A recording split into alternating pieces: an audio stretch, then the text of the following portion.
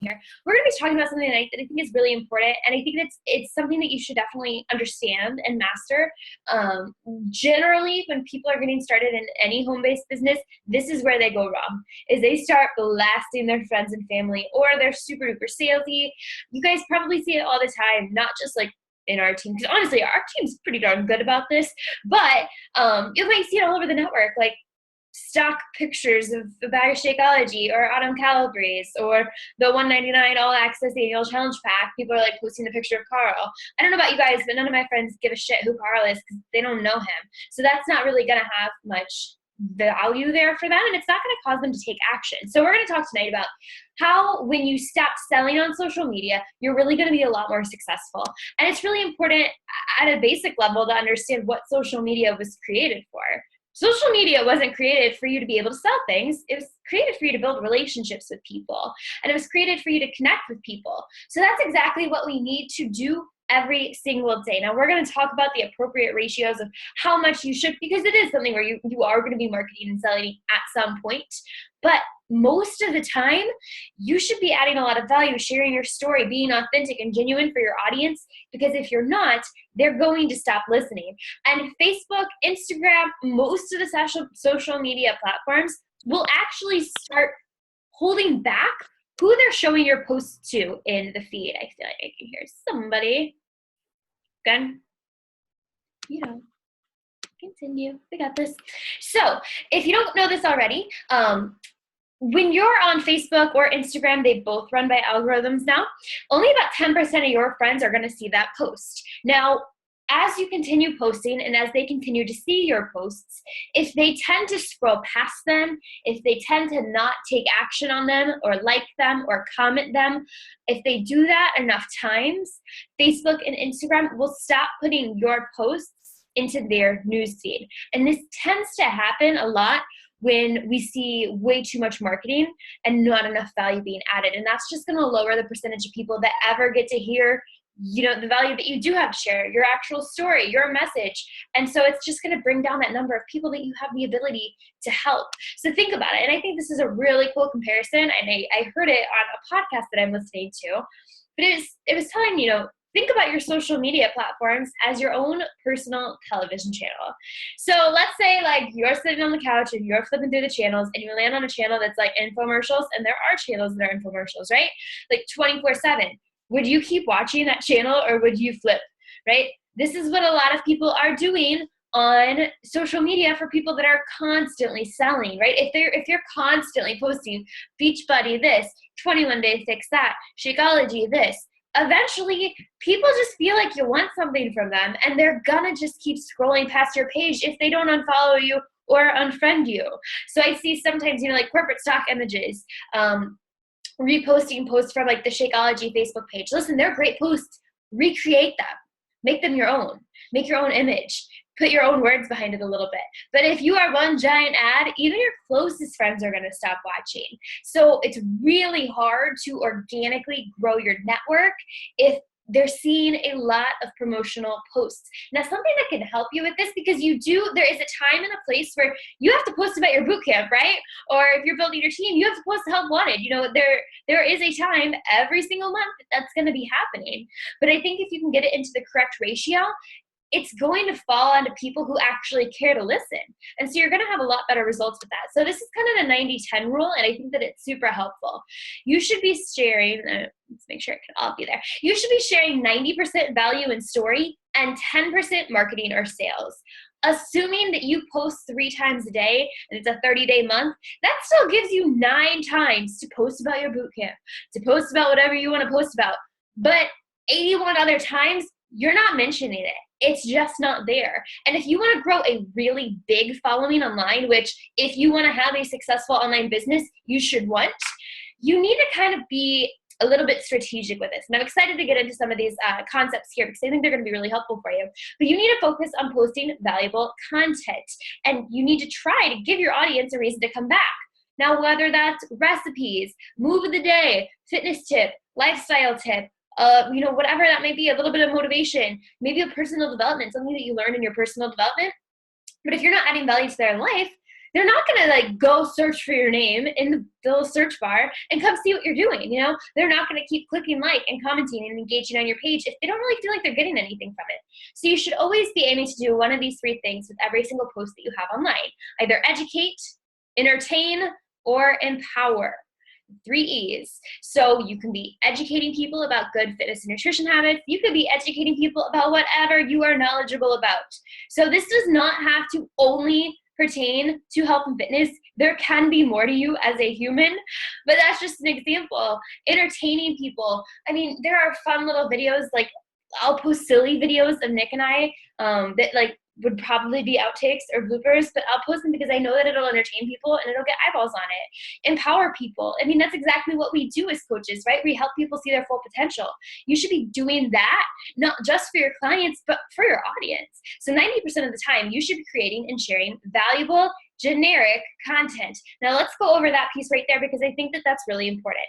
Listen, you guys know I bleed Beachbody blue, right? I am obsessed. I love the programs, love the company, love Shakeology. I love it all.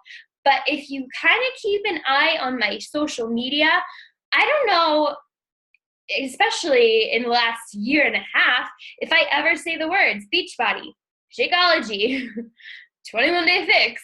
I just don't, because it's not generic content. Now, if somebody doesn't want to bring me business, if somebody doesn't know that they back it as well, they're not going to share it. They're not going to tag their friend in it. If it's generic motivational content, that it's not, and all I mean by that is that it's not branded corporate Beachbody. It's branded you. Right? Any successful coach that you see in this business, and I know that we all see success at different ways. You know, for some people, it's like they want to be a top 10 coach. For some people, they want to have really awesome boot camps. We see a lot of different levels of what we want to be as successful, but you're not going to get there by blending into the crowd and just being one of those average, not really knowledgeable, mediocre Beachbody coaches who are just throwing out the Beachbody curveballs left and right. So the more that you brand it, Beachbody, P90X, Shakeology, just the less it's going to be shared. And it's not a bad thing to back the company. Like I said, I love Beachbody.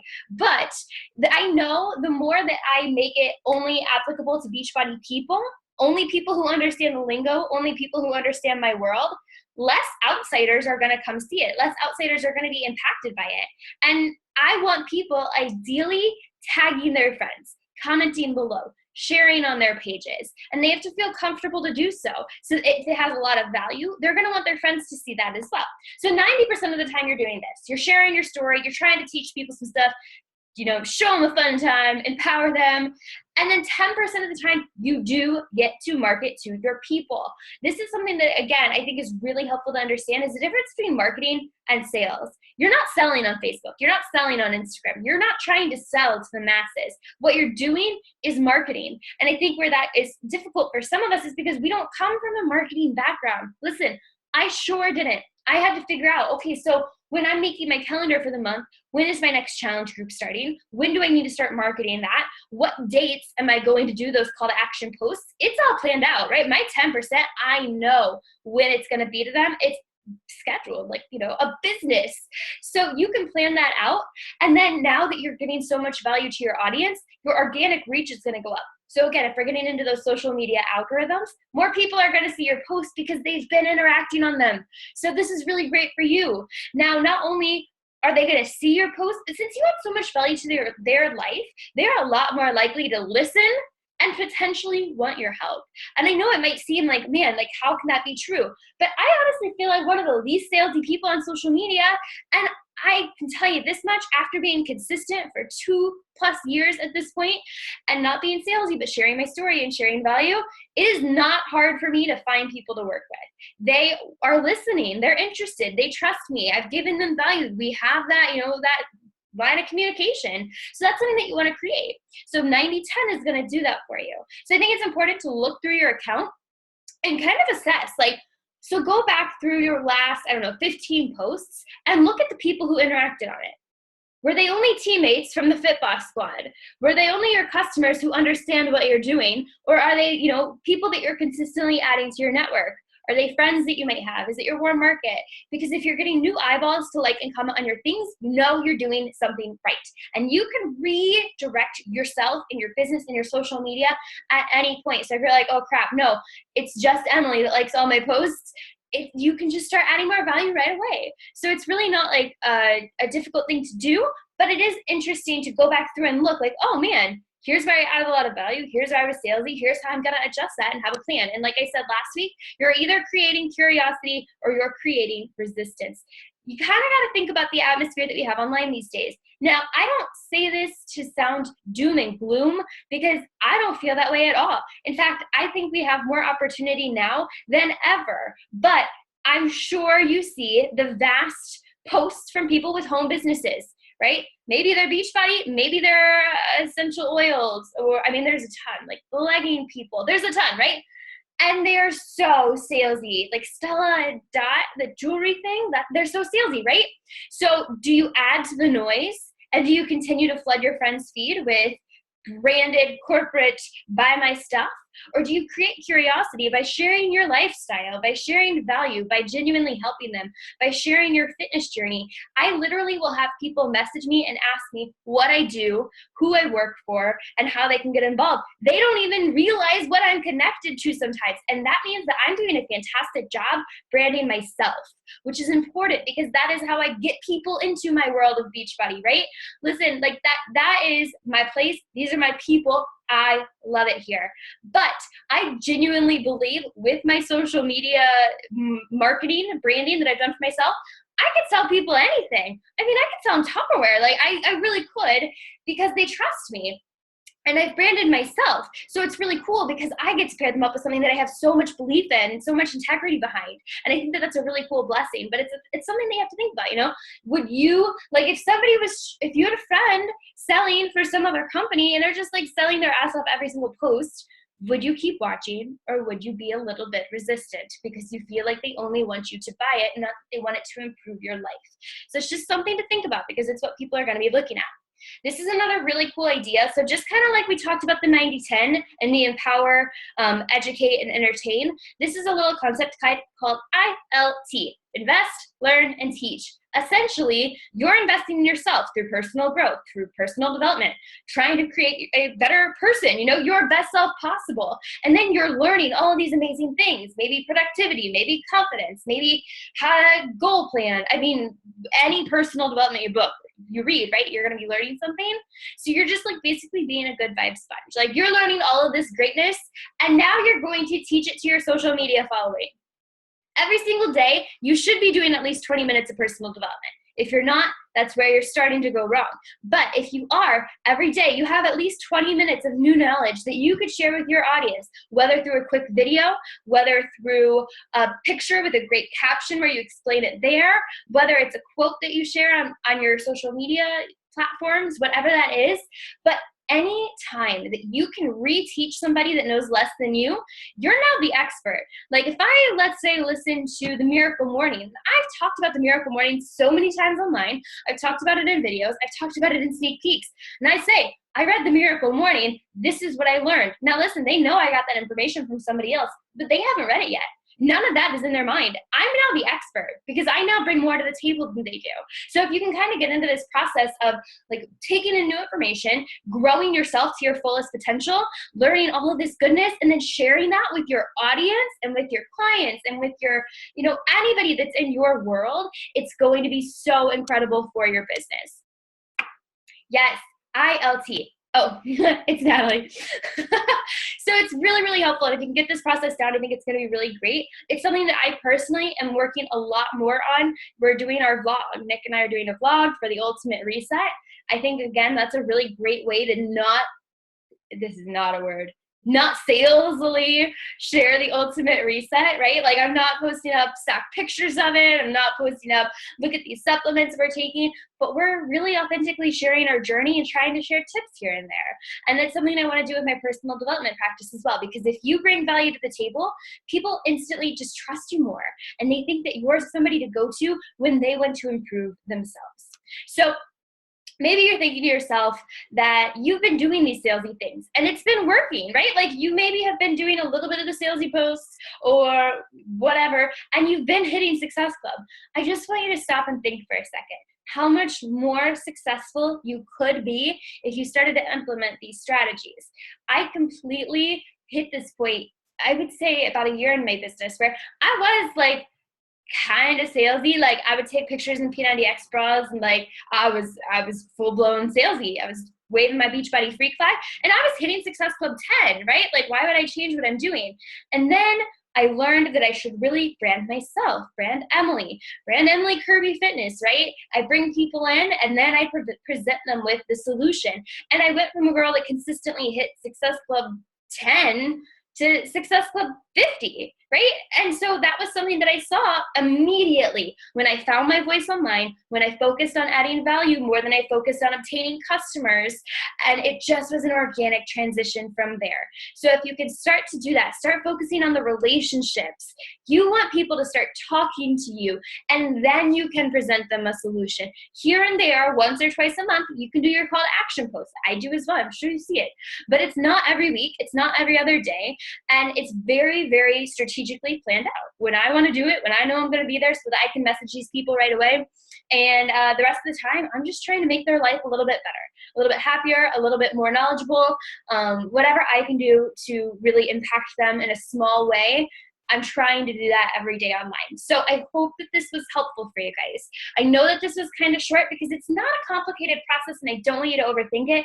I just want you to get authentic and honest and just you online. The faster that you can find your unique voice, you're going to see this massive explosion on your social media page. Because your people are finally going to be able to find you. And you have so much to bring to the table. You just need to let the world know it. I would say something that could be really great because it's something that I did when I was trying to find my voice. Take out a notebook and start writing out your story. And I mean anything over the past 10 years of your life that could have made you the person that you are today.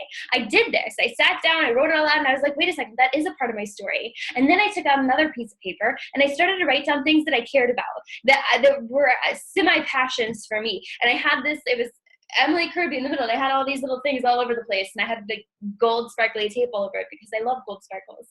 And those were the things I realized, oh, that's what I should be posting about online. I was so cold beforehand. I was so like generic fitness tips, like any other Instagram account. But then I just kind of let my authentic side show, and that's where the magic happened. So just remember, the sales take place in the message box. Nobody on your friends feed ever in a million years, million, billion, never, ever needs to see a stock photo. I saw a lot of them this week, and every time I cringe a little bit on the inside because I know we don't teach that. It's not effective. It never will be. And just think about it. I not to be like uppity or braggy, but I didn't post any of those, right? And All Access Day comes out. A lot of people are posting those salesy things. I signed 12 people up that day with that challenge pack from being authentic and just making relationships. It can be done. And I promise you, it will build a more stable, long-term, successful business for yourself. So thank you guys for joining me for the first call of the year. We're resetting right now. We're doing the 21-day reset. I am so tired. I'm going to go to bed right now like your grandma. But I love you guys, and I will see you next week, same time. Bye, ladies.